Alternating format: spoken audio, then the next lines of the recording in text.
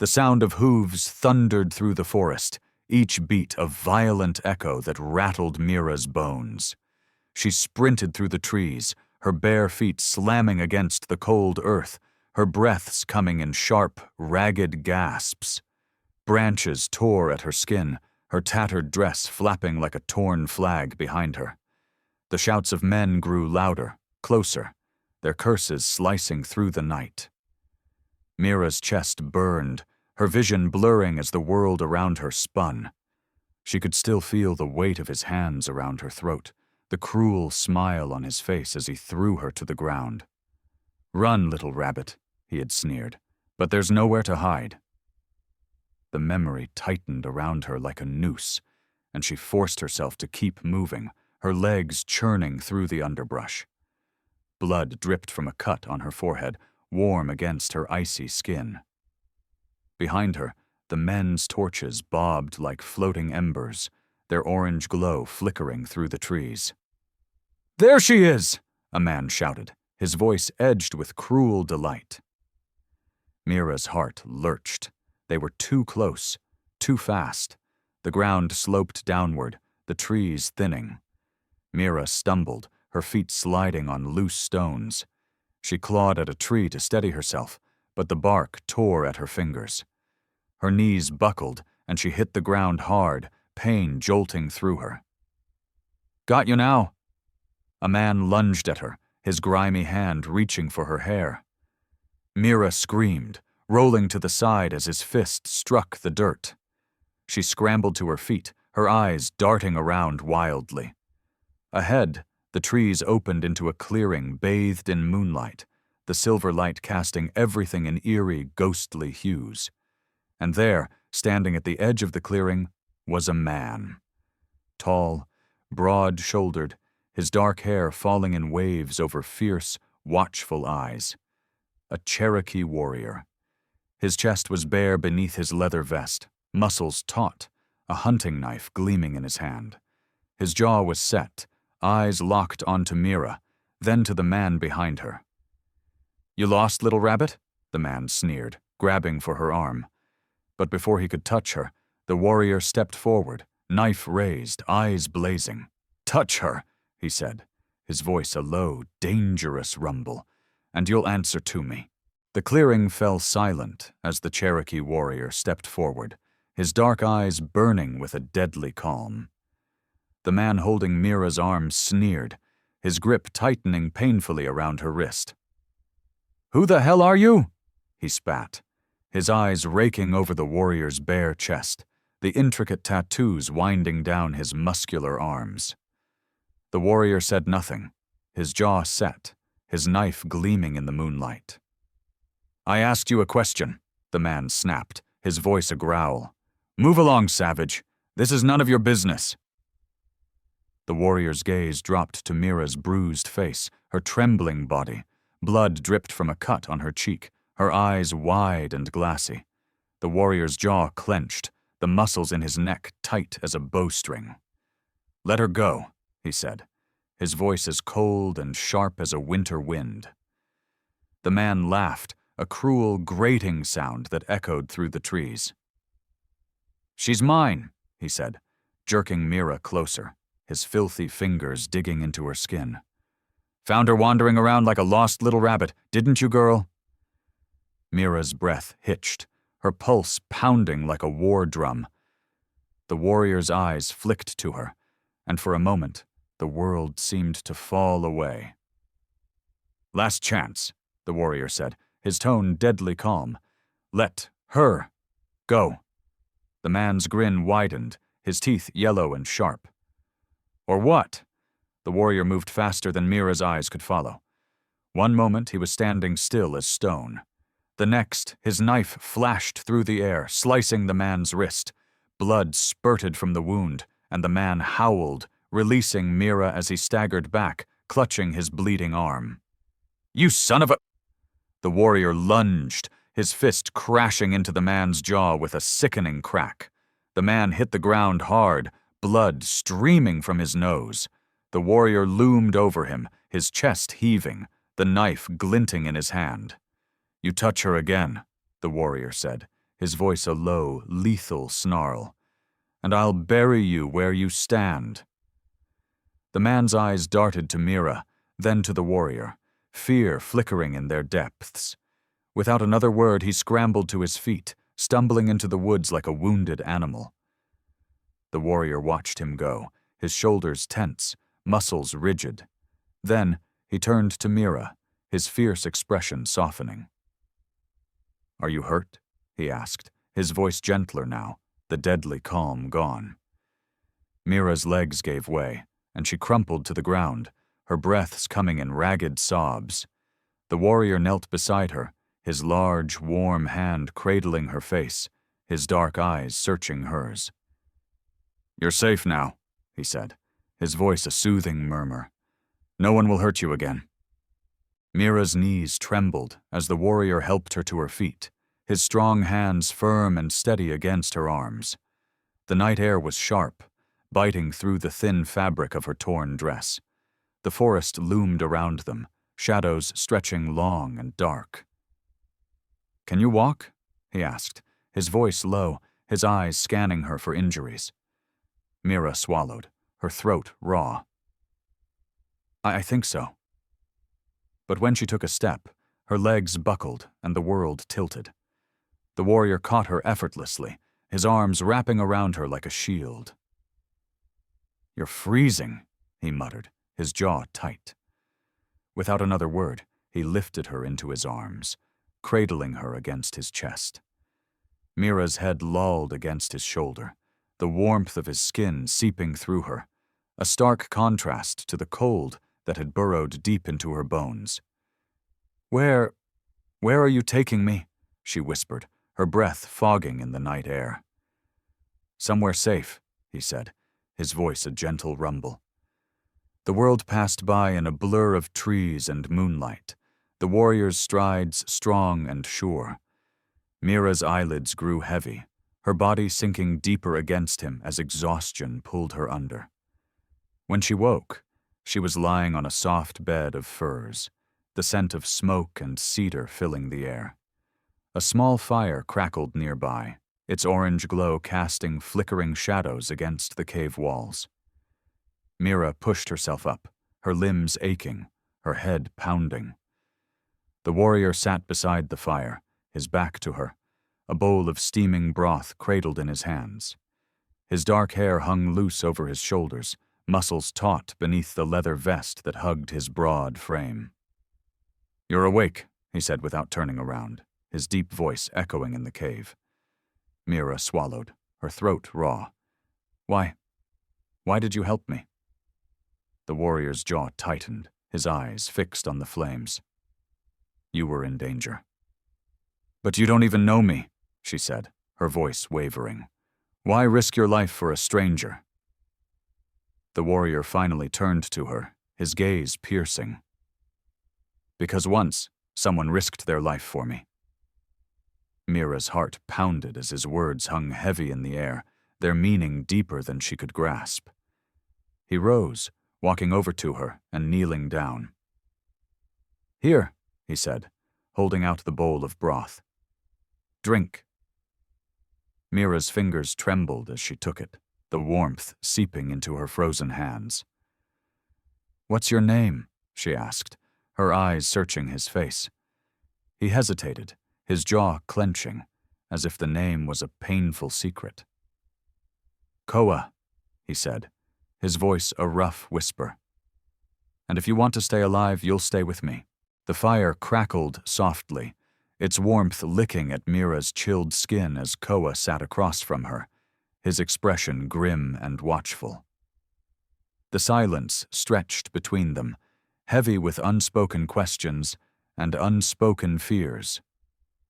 Mira sipped the broth, the heat spreading through her like a slow, comforting balm. But every time she closed her eyes, she saw his face, the man who had tried to drag her back into the darkness. "Who was he?" Koa asked, his deep voice breaking the silence. Mira's fingers tightened around the bowl, her jaw clenched. "A monster," she said, her voice brittle. "He came to our cabin, Said he was looking for work. My father let him in. He seemed kind at first. But then... Her voice caught, a shudder rippling through her. When my father went to town, he tried to... Koa's jaw clenched, his dark eyes blazing like embers. And your father? Mira swallowed, tears stinging her eyes. He never came back. I think... Her voice broke, and she pressed a hand to her mouth, her shoulders shaking. Koa's expression softened, and he reached out, his large hand covering hers.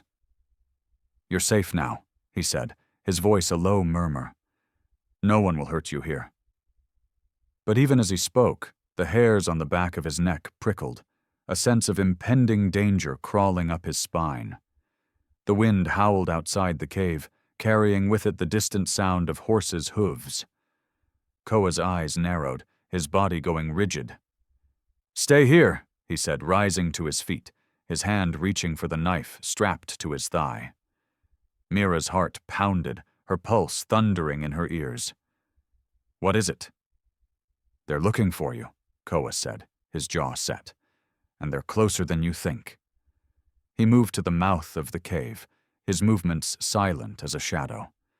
The moonlight cast long, eerie shadows across the snow, and in the distance, the glow of torches flickered through the trees like ghostly lanterns. Voices carried on the wind, rough, angry voices. She couldn't have gone far. Find her, or he'll kill us all. Koa's fists clenched, his muscles taut. The men were hunting her, and they were closing in fast. He turned back to Mira, his eyes hard and fierce. We have to move, he said, his voice urgent. Now. Mira scrambled to her feet, her legs still weak, her heart racing. But where will we go? Koa grabbed his pack, slinging it over his shoulder as he took her hand. Anywhere they can't find us, he said. And as long as you're with me, I swear I'll keep you alive. The wind howled like a pack of wild wolves as Koa pulled Mira through the forest, their footsteps crunching through the snow. The torches behind them bobbed like angry fireflies, growing closer with each passing second. Mira's breaths came in frantic gasps, her legs burning as she struggled to keep up with Koa's long, powerful strides. Faster, he urged, his jaw set, his dark eyes scanning the woods. They're right behind us. Mira's heart pounded against her ribs, her vision blurring as the trees whizzed past. The voices of the men echoed through the forest, each word a knife slicing through the night. She's here somewhere! Spread out! Koa's hand tightened around Mira's wrist, his grip firm but gentle. There's a cave up ahead, he said, his voice a rough whisper. If we can make it there, we can hide. Mira nodded, but her legs felt like lead, her feet raw and bleeding from the rocks and twigs that tore through her thin shoes. I can't, she gasped, her knees buckling. Koa didn't hesitate. He swept her into his arms, cradling her against his chest as he continued to run, his muscles straining beneath the weight. Hold on, he said, his breath fogging in the icy air. Mira buried her face against his neck, the warmth of his skin a stark contrast to the biting cold that nipped at her cheeks. The scent of cedar and smoke clung to him, a grounding reminder that she was no longer alone. The voices grew louder, closer. This way.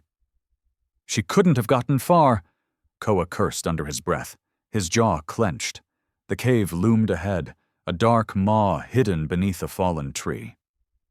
Koa ducked low, pushing through the thick branches as he slid inside, keeping Mira close to his chest. Inside, the cave was small and cramped, the walls cold and damp. Koa set Mira down, his eyes fierce and focused. Stay here, he said, his voice a low, commanding whisper. No matter what you hear, don't make a sound. Mira nodded, her hands trembling as she pressed herself against the cold stone wall. Koa crouched at the mouth of the cave, his knife drawn, eyes narrowed.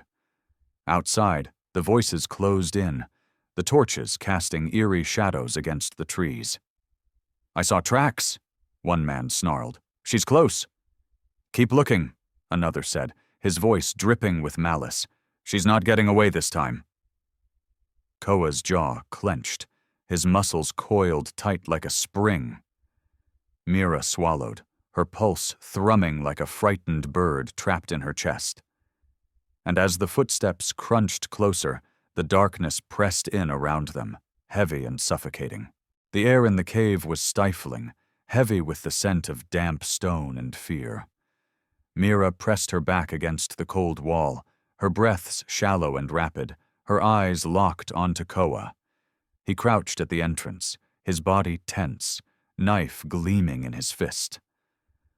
Outside, the men's voices echoed through the trees, their torches bobbing like restless spirits in the night. She's here somewhere, one man growled, his tone laced with frustration. We saw the tracks. Keep looking, another snapped. The boss said to bring her back breathing. Mira swallowed, her pulse roaring in her ears. Each footstep outside felt like a hammer striking against her chest. Each flicker of torchlight a threat that could expose them. Koa remained motionless, his eyes narrowed, his jaw set. The shadows played across his face, accentuating the hard lines of his cheekbones and the fierce determination burning in his eyes. If they come in here, Mira whispered, her voice a shaky breath. Koa's gaze flicked to her, his expression deadly calm. They won't. But what if... They won't, he repeated, his voice a low, firm promise. Outside, the footsteps drew closer. The torchlight grew brighter, spilling into the cave, casting eerie, dancing shadows on the walls. Mira's fingers dug into the stone behind her, her nails scraping against the rock as she held her breath. I swear I saw something move, one of the men said, his voice a harsh rasp. You're jumpy, the other sneered. She's long gone by now. Maybe, the first man muttered, his tone uncertain. The torchlight hovered at the cave entrance, its warm glow casting long, menacing shadows. Mira's heart pounded so loud she was sure they could hear it. Koa's body remained coiled and ready, his muscles taut, his knife poised. The men lingered a moment longer, their breaths fogging in the cold night air. Then, one of them cursed under his breath. Let's go, he grunted. Boss is going to have our heads if we don't find her. The torchlight receded, the men's footsteps fading into the distance. Silence settled over the cave, thick and suffocating. Mira released the breath she had been holding, her entire body sagging against the wall. Koa remained still, his jaw clenched, his eyes fixed on the cave entrance. Finally, he lowered the knife, his shoulders slumping. Are they gone? Mira asked, her voice a trembling whisper. Koa turned to her, his eyes dark and haunted. For now, he said, his voice hollow. But they'll be back, and next time, they won't be so easy to fool. Koa paced the cave like a caged wolf, his jaw clenched, eyes blazing with a fierce determination. The silence outside was deafening, a false calm that made Mira's skin prickle. She huddled against the wall, her knees drawn to her chest, her breath still uneven. They'll come back, Koa said, his voice tight, fists flexing at his sides. They won't stop until they have you. Mira swallowed, her throat dry and aching. Why? Why are they after me? Koa's dark eyes met hers, his jaw set like stone. You know why, he said, his voice low. You escaped him. Men like that don't let go. The memory flashed through Mira's mind. The man's cruel smile, his calloused hands grabbing her, the rancid stench of whiskey on his breath. She shivered, pulling Koa's coat tighter around her shoulders. I can't go back, she whispered, her voice breaking. I won't. You won't, Koa said, his tone firm and final. But we can't stay here. We need to keep moving. Where will we go? Mira asked, her eyes wide and searching. Koa crouched beside her, his expression intense. "There's a place," he said, his voice a rough murmur.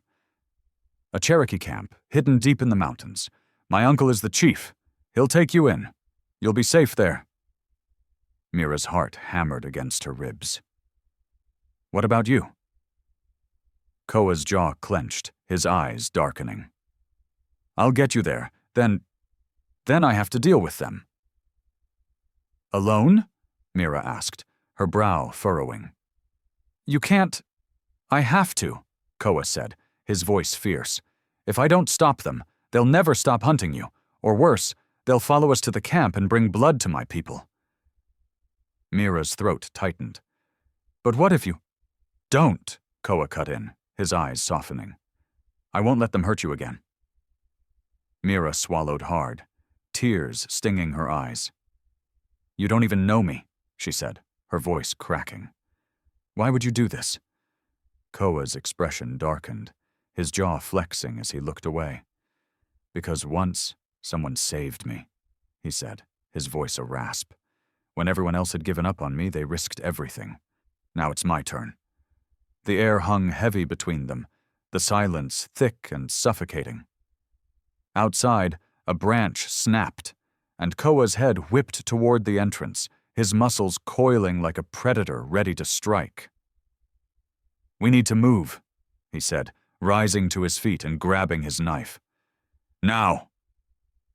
Mira stood, her legs trembling, her heart pounding as Koa took her hand, his fingers warm and strong.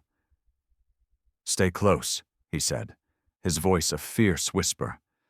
"And don't look back." The forest loomed dark and endless as Koa led Mira through the trees, his grip firm around her wrist.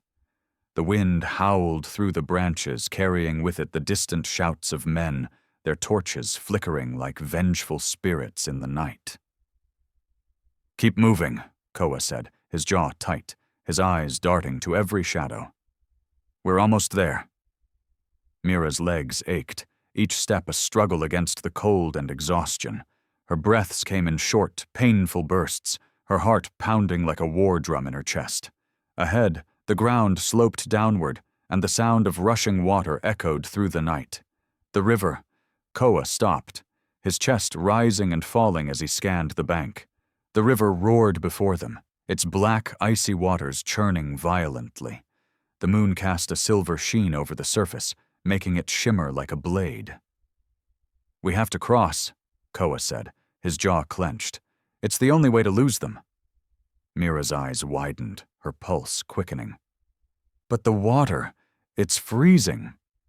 "It's better than what's behind us," Koa said, his gaze hard. "They know these woods too well. If we stay on this side, they'll find us." Mira swallowed, her throat dry. The water crashed against the rocks, each wave a threat waiting to drag them under. "Will we make it?" she whispered, her voice trembling. Koa's dark eyes met hers, fierce and unyielding. "Yes," he said, his voice a low, determined growl. "I won't let you go."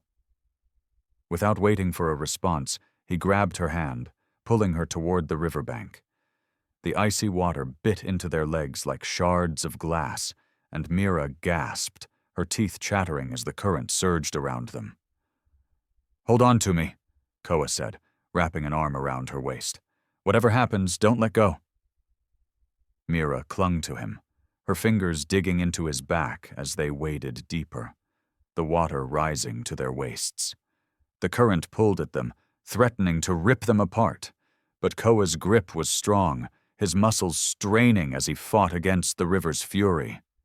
"Almost there," he shouted, his voice carrying over the roar of the water. Mira's breath came in ragged gasps, her body shivering violently. The opposite bank loomed closer, the trees dark and shadowed. But just as they reached the center of the river, a gunshot echoed through the night. Mira screamed, her voice drowned out by the crash of the water. Koa's body jerked, his jaw clenched as pain shot through him. Blood blossomed across his shoulder, dark and spreading, staining the icy water. Mira's eyes widened, her heart plummeting. Koa! The current surged, and Koa's grip slipped, and as the river pulled them under, Mira's scream was swallowed by the freezing depths. The river swallowed them whole, its icy jaws dragging Mira under as the world spun in a chaotic blur of black water and moonlight.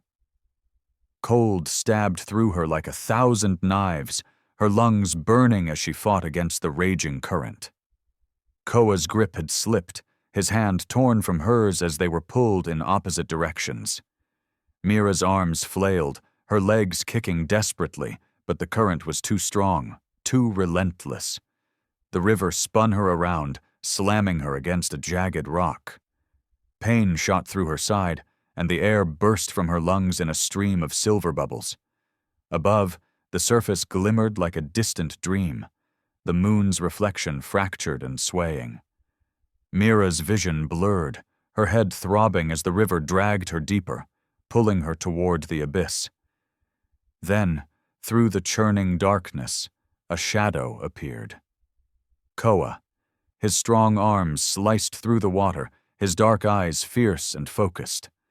Blood trailed from his shoulder, a dark cloud spiraling around him, but he kept swimming, his powerful strokes cutting through the current. Mira's limbs felt heavy, her chest tight as her vision began to fade. But then, Koa's hand closed around her wrist, his grip unyielding. With a mighty kick, he propelled them both upward, his jaw clenched, teeth bared. They broke the surface together, gasping for air as the wind howled through the trees. Mira's lungs burned as she coughed, water streaming from her mouth. Koa dragged her toward the shore, his face pale and drawn, blood dripping down his arm. "Are you okay?" Mira gasped, her chest heaving. Koa's jaw clenched, his eyes dark and haunted. "We need to keep moving," he said, his voice a raw rasp. Behind them, the men's voices echoed through the night, carried by the wind. "They went in the river." "Find them. They can't have gone far." Koa staggered to his feet, pulling Mira up with him. His shoulder was a bloody mess, the wound deep and seeping, but his jaw was set, his eyes blazing with fierce determination. "Lean on me," he said, draping her arm over his good shoulder. "We're almost there." "But you're hurt," Mira said, her eyes wide with fear. "You're bleeding." "It's nothing," Koa muttered, his voice tight. "We have to get to the camp." They limped forward, every step a battle against the biting cold and the pain searing through their bodies. The forest stretched ahead, dark and endless, the trees whispering like ghosts. And as the men's shouts grew louder, closer, Mira couldn't shake the feeling that they were running out of time. Koa's breaths came in harsh, ragged bursts as he led Mira through the forest, his arm draped around her shoulders, his steps heavy and uneven. Blood dripped from his wounded shoulder, each drop staining the snow like crimson tears. The trees loomed tall and dark around them, the wind howling like a beast on the hunt. Behind them, the men's voices echoed through the woods, each shout a cruel reminder that they were closing in. "We're almost there," Koa muttered, his jaw clenched tight. "The camp is just over the ridge." Mira's heart pounded against her ribs, her hands trembling as she helped Koa forward. His skin was clammy, his dark eyes glassy and unfocused. The wound was worse than he let on. "Koa," she whispered, her voice breaking. "You need to rest. You're losing too much blood." Koa shook his head, his jaw tight. "No time," he rasped, his gaze fixed on the trees ahead. "If they catch us, if they catch you." His knees buckled, and he dropped to the ground, his body hitting the snow with a dull thud. "Koa." Mira fell to her knees beside him, her hands shaking as she pressed against the wound. Blood oozed between her fingers, warm and slick. "Stay with me," she begged, her voice thick with tears. "Please!" Koa's eyes fluttered open, his gaze hazy but focused on her face. "Mira," he whispered, his voice a faint rasp. "You have to go. Leave me." "No," she said, her jaw set. "I'm not leaving you." "You have to," he said, his eyes pleading. "They'll find you. If they do, they'll—" Footsteps thundered through the trees, torches bobbing like ghostly flames. The men were here. Mira's blood ran cold as she rose to her feet, her fists clenched. Koa tried to sit up, his muscles straining, but his strength was gone. "Stay down," Mira said, her voice fierce. "I'll handle them." Koa's eyes widened. "No! Mira! Run!" But Mira stepped forward, her heart pounding as the men burst into the clearing, their faces twisted with rage and bloodlust. "Well, well," the leader sneered, his eyes gleaming as they landed on Mira. "Looks like the little rabbit didn't get far." Mira's hands trembled, but she held her ground, her jaw clenched. "You want me," she said, her voice steady. "Then come and get me." The men advanced, their knives flashing in the torchlight. Mira's heart pounded, her breath fogging in the icy air. But behind her, Koa struggled to his knees, his dark eyes blazing as he gripped his knife. "You won't touch her," he snarled, his voice a low, dangerous growl. And as the men lunged, Koa surged forward, his body a blur of muscle and fury, a warrior who would die to protect the woman he had sworn to save.